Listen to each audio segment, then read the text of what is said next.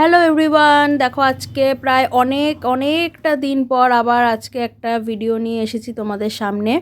তো এটা কিছুটা ক্লিপস তোমাদের সাথে আগেও আমি শেয়ার করেছি বিয়ে বাড়ির। হ্যাঁ, সেদিনকের বিয়ে বাড়িরই আজকে ফুল ভিডিওটাই তোমাদের সাথে কিন্তু আমি শেয়ার করতে এসেছি। আর প্রথমে যেটা ছিল সেটা কিন্তু বিয়ে বাড়িরই প্যান্ডেলটা ছিল। বিয়েটা কিন্তু মানে বিয়ের যে অনুষ্ঠান রিসেপশন পার্টি ছিল সেটা কিন্তু একটু দূরে হয়েছিল, আর ওটা কিন্তু ছিল রিসেপশন পার্টির বাড়ির লুকটা যেভাবে সাজিয়েছিল। আর এই দেখো আমরা চলে এসেছি ওই প্যান্ডেলে, রিসেপশনে অনুষ্ঠানের প্যান্ডেলে কিন্তু আমরা চলে এসেছি।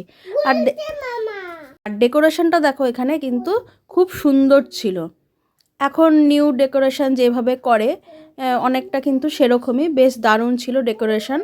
আমরা যখন এসছি তখন কিন্তু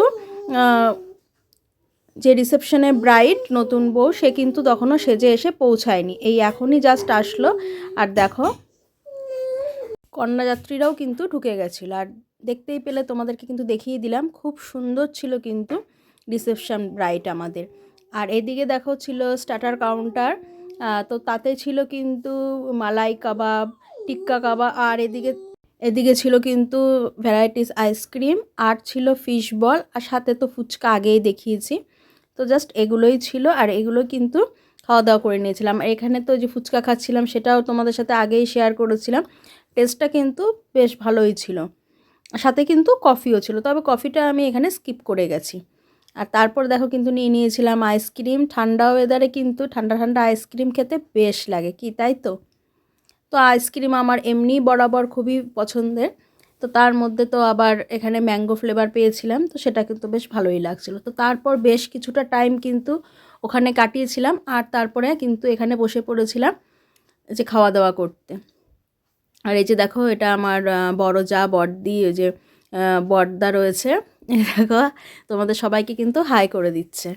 আর এদিকে দেখো মোটামুটি আমরা সবাই এখানে বসে পড়েছি।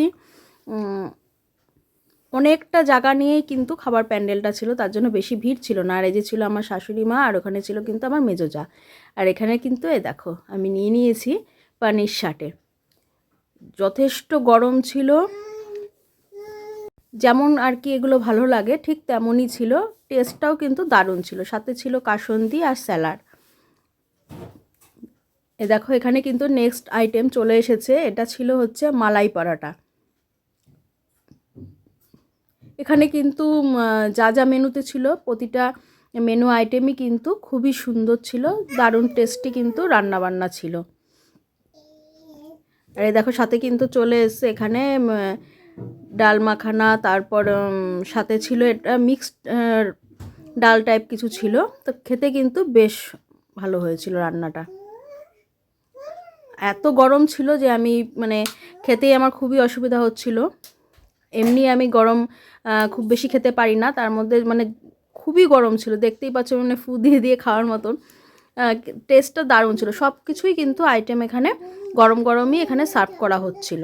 আর সাথে যেহেতু ছিল কাসন্দি আর স্যালাড, তো বুঝতেই পারছো কতটা। তো তারপর কিন্তু দেখো চলে এসছে এখানে ভেজ ডাল, সাথে আলুর চিপস আর প্লেন রাইস।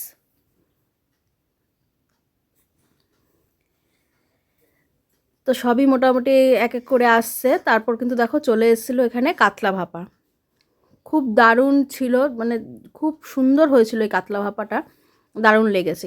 আর এই কাতলা ভাপা খেতে খেতে কিন্তু এদিকে চলেও এসেছিলো most topper menu of the day, mutton. তো এই মাটনের পরেই কিন্তু আমি শুধু চাটনিটা নিয়েই কিন্তু আর সব কিছুই স্কিপ করে গেছি।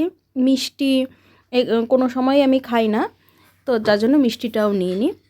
তো চলো বাই। আজকে ভিডিওটা যদি ভালো লেগে থাকে অবশ্যই লাইক কমেন্ট করে দিও।